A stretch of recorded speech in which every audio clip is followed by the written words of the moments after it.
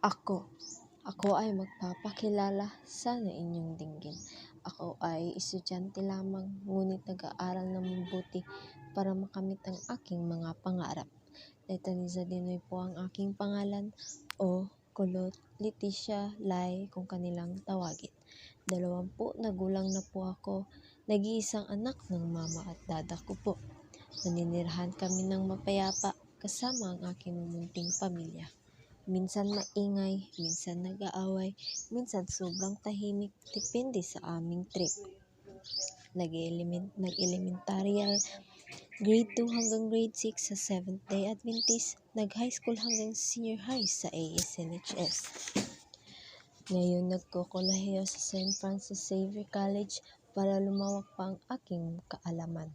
Malaking tiwala sa ganitong paaralan. Yun lang po, Binibining Gwen. Salamat sa inyong pakikinig sa maiksing aking pagpapakilala.